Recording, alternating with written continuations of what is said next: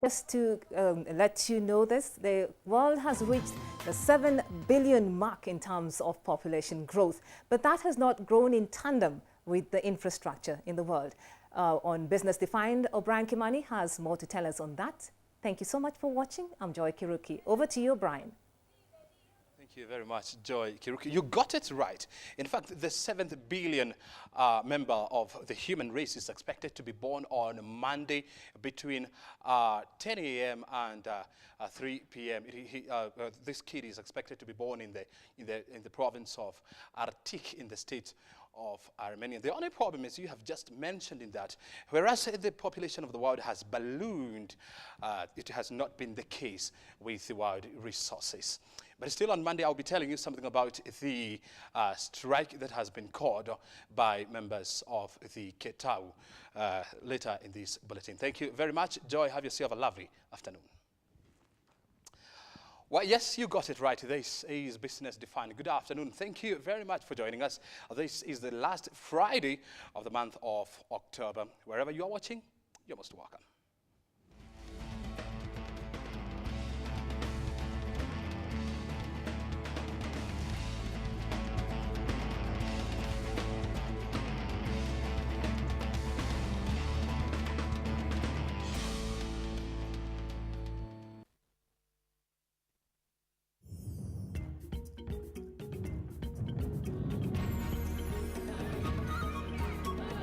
KBC Channel 1, Kenya's watching.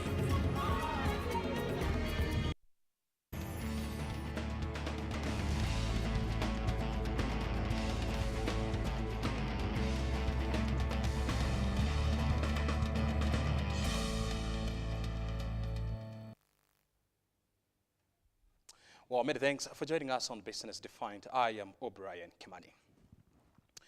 Well, the government has been advised to reduce its expenditure in order to realize the full effect of the measures taken by the Central Bank of Kenya to help the shilling regain its ground. Chairman of the Kenya Investment Authority, Karithi Murage, says though the shilling is slowly gaining ground against the dollar, the high government expenditure still remains a big challenge. The shilling has in the past week been on an upward trend, trading at 99.2 shillings at the beginning of trading today, up from 107 at the beginning of this month. This positive move has been attributed to, among others, the central bank's move to increase its lending rate to 11% and regulate the amount of dollars that banks can hold.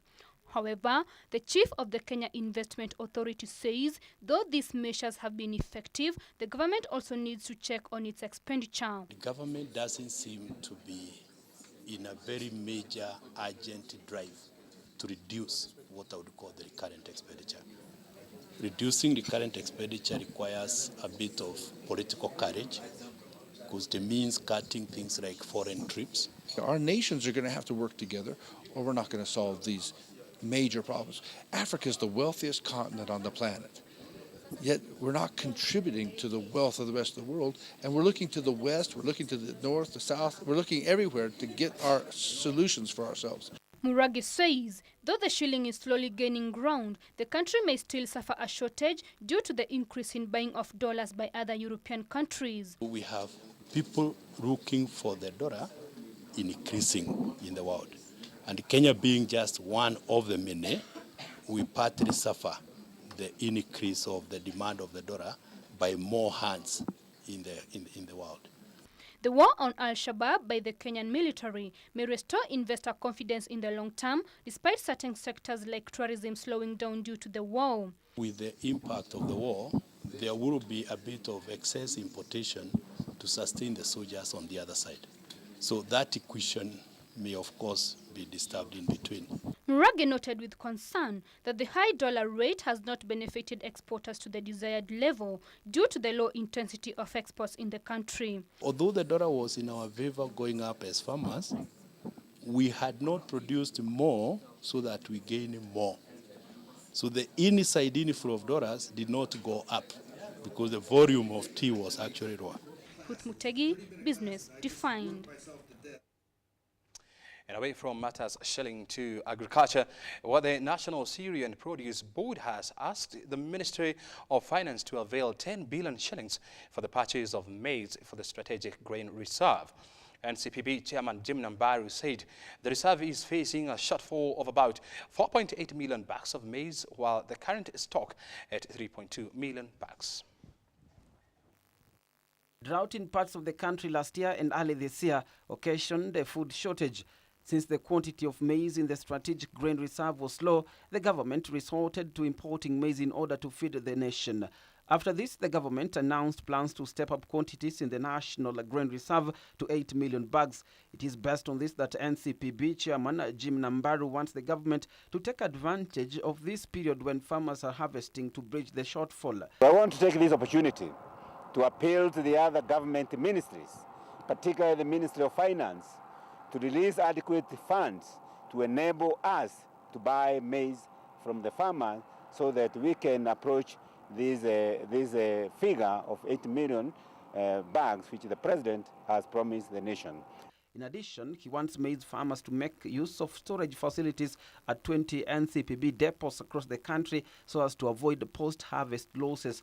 Can bring their maize here, it will be weighed, it will be certified, it will be checked to know what the quality is, it will be graded, and when it is graded, it will be put in bags, and those maize will be stored on behalf of the farmer, and the farmer can take it as and when he wants it. NCPB plans to expand the list of grains it stores on behalf of farmers. We are now in the process of certifying other products like rice and beans, and this should be done before the end of the year. In preparation for the next planting season, NCPB has imported 1.2 million bags of fertilizer and is calling on farmers to take advantage of the low prices to buy the farm input. Fertilizer is generally priced as a subsidy because the government has requested us, has indicated that it would like to subsidize it, and we are selling at below the market, and therefore we want to appeal to the farmers to come and take advantage of these good prices which are available in this market. Well, I told you about Monday. Monday is a critical day for the wild population because the wild 7 billion human being is expected to be born in this province of Artik in the state of Armenia. But still, the weekend ahead is a critical time for the energy sector in the country as well. It will determine whether you will have an interrupted electricity supply to your premises or not. And with the Monday deadline fast approaching, the impasse between unionizable staff of electricity distributor Kenya Power and the management appears stiff. Labour Minister John Munyes has appealed to the workers to heed an industrial court order restraining the strike and get back to the negotiating table to jump-start the talks. But Ketawu will hear none of this, saying the strike is on and inevitable. Solidarity forever, for the union makes us strong. They have termed it the mother of all strikes that will paralyze the energy sector in Kenya. Unbowed by a court order restraining the industrial court and uncowed by calls from the Labour Ministry to soften their stance and head back to the negotiating table, members of the Kenya Electrical Trades and Allied Workers Union have remained defiant. If dialogue fails, we'll be left with no alternative but to proceed with our strike on 31st. And as I'm saying, this is now going to be a real strike. There will be no power at all in this country. And with only 2 days to go before the Monday deadline, the two parties are not willing to cede any ground. The Secretary General of the Ketawu, Ernest Nandome, says they have been given many empty promises in the past by the Kenya Power Management, but this time around, he says it is a different ballgame. On the other hand, defiant and unintimidated, Kenya Power is issuing an ultimatum: no talks unless strike threats are withdrawn. Planning for the worst but hoping for the best, KPing Managing Director Joseph Joroge says they have put in place strong measures to ensure reliable electricity supply if the strike becomes inevitable. The power distribution system is of vital economic and security importance, especially at this time of heightened national security. The two teams have 40 items they have to agree on. They have agreed on 28, with 12 deals yet to be hammered. Employment of temporary workers, salary increment of 20%, and outsourcing of workers from contract companies are the elephant in the negotiating room. The Ministry of Labour has declared the strike illegal, but in a country where workers' unions have a tendency of breaking the law with much abandon, it is proper to assume the court order is likely to go unheeded. The million-dollar question is, who will be the first to break the impasse? We'll keep it right here on Monday to get more details. And moving on, the Nairobi Securities Exchange has said the process of setting up the growth enterprise market segment to enable small and medium enterprises raise money at the bourse is almost complete. This comes even as the bourse changed its name to the Nairobi Securities Exchange, a move seen to incorporate the equities, debt derivatives, and other associated core function of the institution. Members of the Nairobi Securities Exchange held their 57th annual general meeting, which analyzes business during the past year. Among issues discussed included performance of the bourse, advances in the process of creating mid-market segment, the introduction of branded indices, company reclassification, and efficiencies in the settlement cycle. The members agreed on the change of name from the Nairobi Stock Exchange to the Nairobi Securities Exchange to incorporate other functions of the institution. This is as the name Nairobi Stock Exchange had always portrayed the bourse as wholly dealing with shares, a fact only true back then when the NSC was formed in the 1920s. The change of name is also a reflection of the institution's 2010-2014 strategic plan to evolve into a full-service securities exchange supporting trading, clearance and settlement of equities, bonds and other associated instruments. The chairman of the bourse, Eddie Njoroge, said the Securities Exchange was undertaking various initiatives to enable small and medium-sized companies raise capital.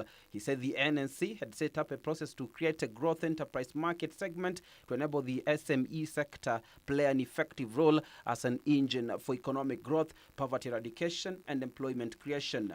On the introduction of branded indices, he said that he was working with the FTSE International to introduce a family of branded indices. The indexes are redesigned to enhance and capture the depth of information available on the local market and at the same time form the foundation for exchange-traded funds and other linked products. This comes at a time when foreign investors control the large chunk of the trading at the bourse as they seek to take advantage of the weak shilling.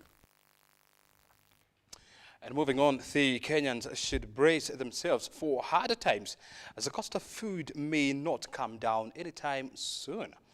Well, according to the chairman of the Kenya Society for Agricultural Professionals, Paul Mbui, the cost of production has more than doubled due to the rise in the cost of farm inputs. Fertilizer imports have been blamed for the continuous rise in food prices, with Kenya said to be using up to 10 billion shillings to import fertilizers annually. This has proven costly, and the Kenya Society for Agricultural Professionals is now asking the government to try and put up a fertilizer plant to cut down on the imports. We have noticed as a society that one biggest problem that our farmers are having across the country is the cost of fertilizer.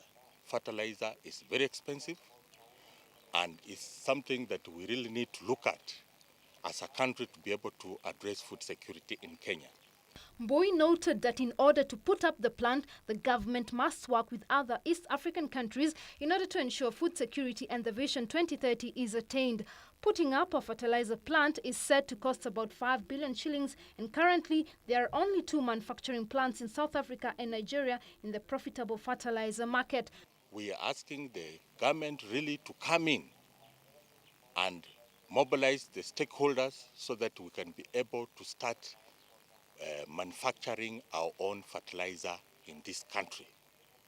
It is our considered opinion that it is easier for us to import nitrogen, to import phosphorus, and be able to manufacture and granulate our own fertilizer in Kenya. The government directive to sell subsidized fertilizers and seeds to farmers during the ASK show in Nairobi has, however, not helped to bring down the food prices.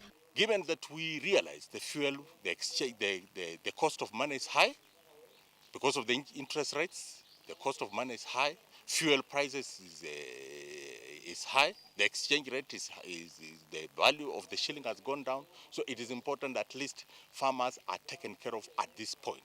Bad roads and high fuel costs have also made the situation worse. And on our two matters, tourism, where the Western Kenya is expected to collect high revenue from tourism once the county government comes into place. Following the promotion of Western Tourism Circuit, the community tourism started by Kogelo Tours Company has attracted large numbers of tourists in the region, and the number is expected to grow as the high season picks up. Community tourism started by the Kogelo Tours Company has attracted a high number of tourists in the Western Circuit. Speaking in Kakamega County, the Minister for Planning, Wycliffe Oparanya, said tourism will be developed as a key sector for the county. We in this area, we are now in the Kakamega County. We are going to have our own local government. And I think tourism is going to be one of the key factors in our economic development. A visit by two tourists accompanied by Roy Obama, the cousin to the U.S. President Barack Obama, saw James Okutui, a Form 1 student who was about to drop out of school due to lack of school fees benefit. Obama said the domestic tourism should be encouraged and the government should try to market the region as a tourist destination. If the government will improve on marketing the Western Circuit just to make our guests and the people in the world to know that the Western Circuit is a very, very important circuit. It has a lot to offer. It will be very good because that is the only challenges we are facing at the moment. So we are forced to do that bit of the promotion, which with the help of the government will be very, very effective. The visitor also toured the rural home of Kenya's McDonald Mariga and Victor Mugabe, who play football for international football clubs. And time now to have a look at the business jargon.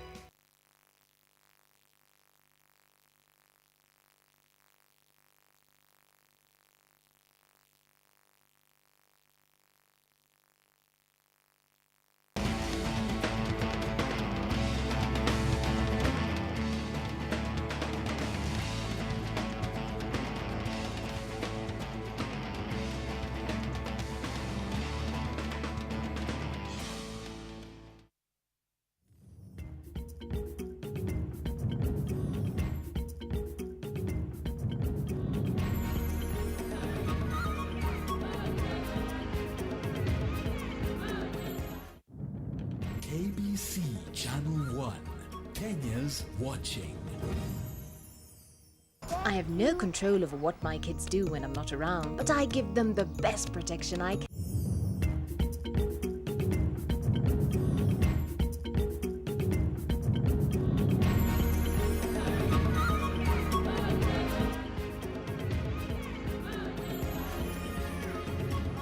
Compared to ordinary soaps, Dettol soap fights germs 10 times more effectively, giving 10 times more protection to your family. If they bath with Dettol every day, then I know they'll stay healthy and feel strong. Dettol soap, be 100% sure. What? And I make funny comments ati miguu zetu zinakaa sijui aje. So you think that's funny? Hapana, akimam ungemwona akikimbia kwa field akiwa ndeve. Okay, so what was your role in the whole drama?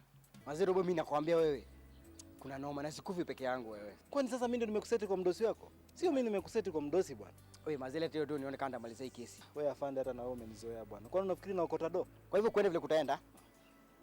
Sasa mbona unanihanda balo and home the children's home?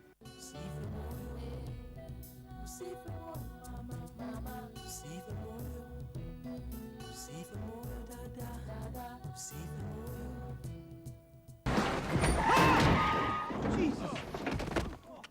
Shit, what do we do?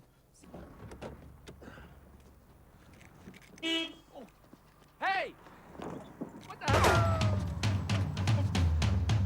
Oh, shit, he's shooting it! Come on! Shit!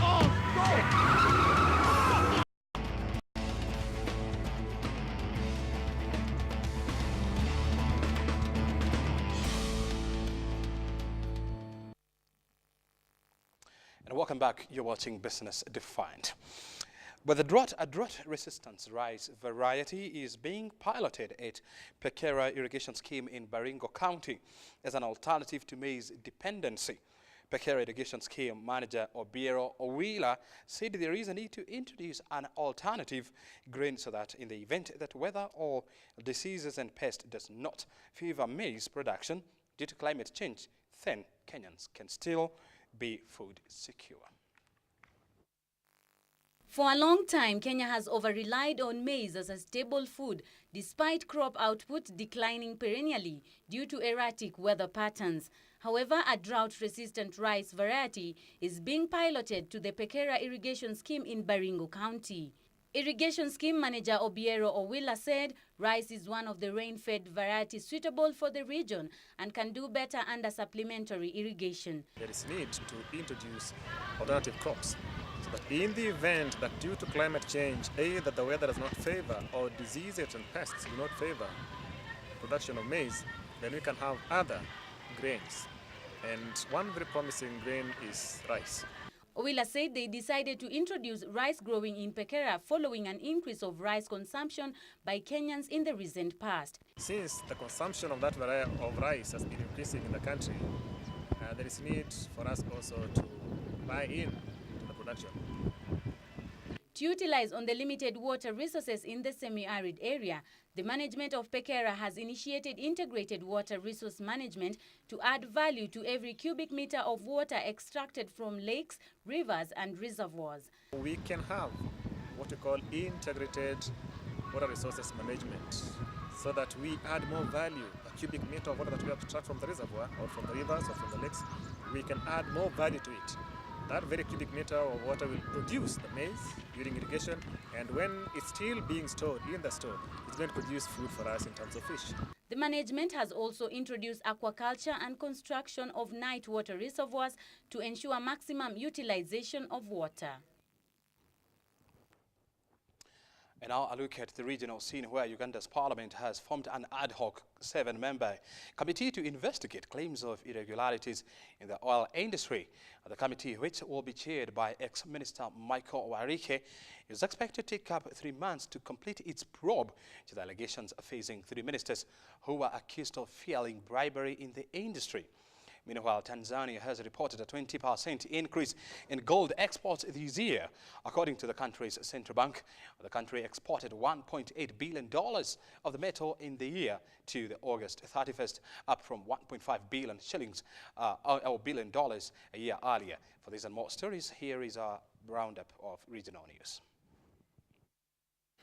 Uganda's parliament has formed an ad hoc 7-member committee to investigate claims of irregularities in the oil industry. The committee, which will be chaired by ex-minister Michael Werihe, is expected to take 3 months to complete its probe of allegations facing 3 ministers who are accused of bribery in the oil industry. Earlier this month, Ugandan lawmakers voted to probe Prime Minister Amama Mbabazi, Foreign Affairs Minister Sam Kutesa, and Internal Affairs Minister Hilary Onek for allegedly taking bribes to endorse oil deals. Elsewhere, Tanzania, which vies with Mali to be Africa's 3rd biggest gold producer, has reported a 20% increase in gold export this year. According to the country's central bank, the country exported $1.8 billion of the metal in the year to August 31st.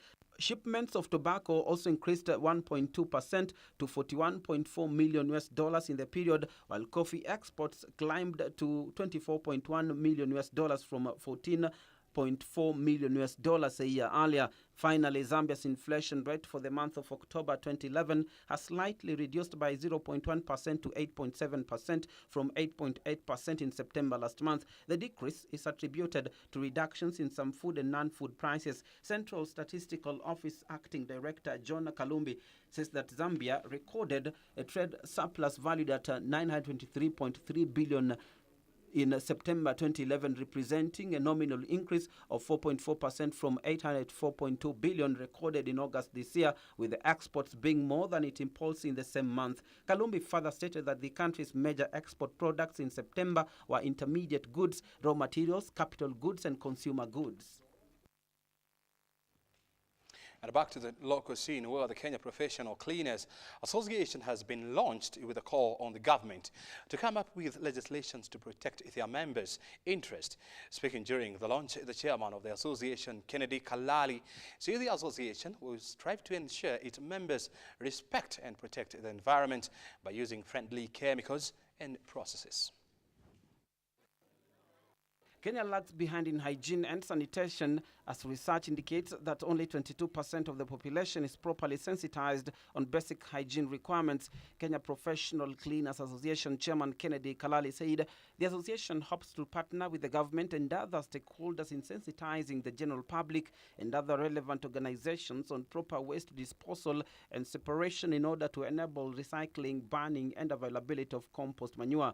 This association is one to inject sanity into the industry, and once you inject the sanity in the industry, we are hoping that it will derive other secondary benefits. The cleaning and sanitation sector is facing challenges like lack of safety gear and proper outfit for workers, low wages and poor motivation, lack of proper training on hygiene and sanitation, lack of relevant insurance cover, and exposure to infection and associated occupational hazards are among the challenges. The number of cleaning companies today are paying workers a very pitiful amount of salaries. So we want our workers to benefit from that by being paid within minimum wages and being able to put food on the table for their families in these hard economic times, and also be able to be left with something to take their kids to school and that kind of a thing. There are approximately 120 cleaning farms in Nairobi and its environs. The association says it will endeavor to protect the rights of its members and also work towards their development. And now on to international business news, where phone maker LM Ericsson will sell its 50% stake in mobile phone maker Sony Ericsson to Sony Corporation for $1.46 billion in cash. Ericsson said Sony Ericsson will become a wholly owned subsidiary of Sony and integrated into Sony's board platform of network-connected consumer electronics products. Elsewhere, French President Nicolas Sarkozy insists that allowing Greece into the Eurozone in 2009 was a mistake, saying that Greece was not ready at the time. Greece's foreign minister, however, says that Athens was not the source of the crisis and that no country should be made a scapegoat. Well, the United States economy stumbled badly in the first half of 2011 and came dangerously close to contracting in the January to March period, raising the risk of a recession. And come April, the U.S. economy maintained its losing streak. Fewer exports and weaker growth in business stockpiles led the government to lower its growth estimate for the April-June quarter from the initial 1.3% rate to 1%. The economy expanded only 0.7% in the first 6 months of the year. Consumer spending was revised up to a 0.4% gain, slightly better than the first estimate of 0.1%. Still, that is the weakest growth since the final 3 months of 2009. People bought fewer long-lasting manufactured goods such as autos and appliances. Those purchases fell 5.1% this spring, the biggest drop since the fall of 2008. However, it is said consumer spending was stronger than first calculated, expanding 0.4% instead of 0.1%. Even at 0.4%, though, the rise in consumer spending was still the weakest since the last quarter of 2009. Elsewhere, the head of International Monetary Fund, Christine Lagarde, says the global economy is not growing fast enough and faces a number of risks to recovery. Lagarde says European leaders should introduce mandatory recapitalization of European banks if the world economy was to get back to growth path. Ms. Lagarde was speaking at a U.S. Federal Reserve meeting at Jackson Hole in the state of Wyoming.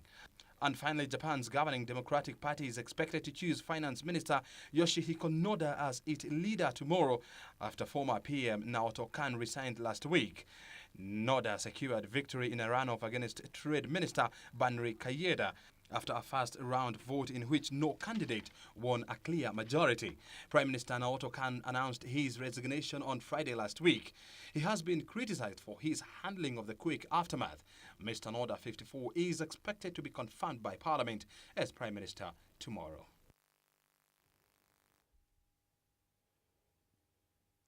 We apologize for the mix-up in that clip.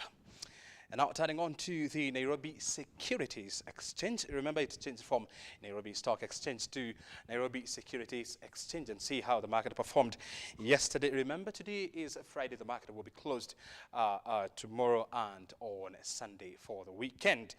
And turnover rose to 409 million shillings. From the previous session's 305 million shillings, while the number of shares traded stood at 75 million shares against 12 million posted in the previous session.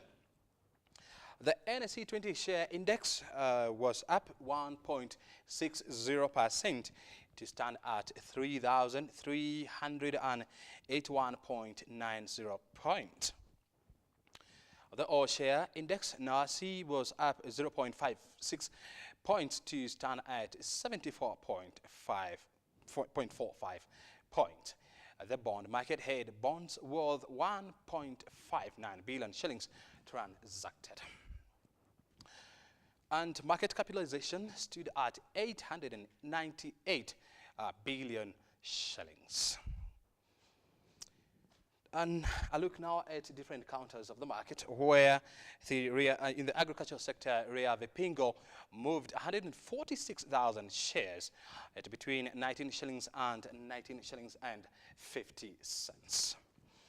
Banking sector, where we had Equity Bank moving 6.6 million shares at between 19 shillings and 19 shillings and 50 cents. Commercial and services sector, Kenya Airways up 25% or 25 cents to trade at 22 shillings and 50 cents, moving a total of 247,000 shares. Construction and allied sector, where we had Athi River Mining up 10 shillings to trade at 169 shillings, moving 4,000 shares. Energy and petroleum sector, where we had KenGen moving a total of 337,000 shares at between 9 shillings and 35 cents and 10 shillings and 20 cents. And that's a look at the markets. Time now to have a look at the Forex report.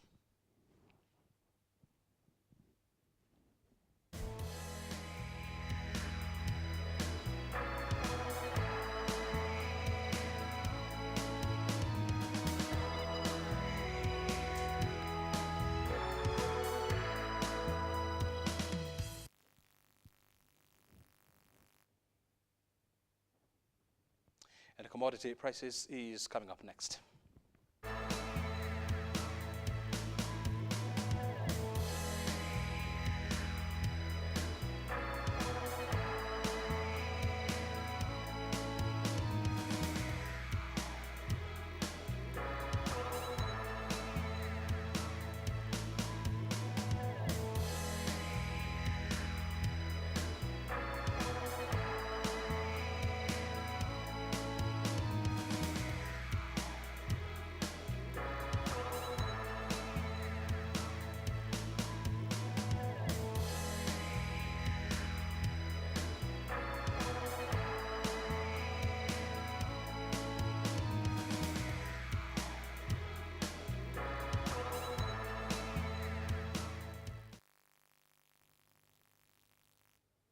Well, and that marks the end of Business Defined today. Thank you very much. We hope to see you again on Monday. Have yourself a lovely afternoon, and ahead of you as well, a lovely weekend. Thank you. My name is O'Brien Kimani.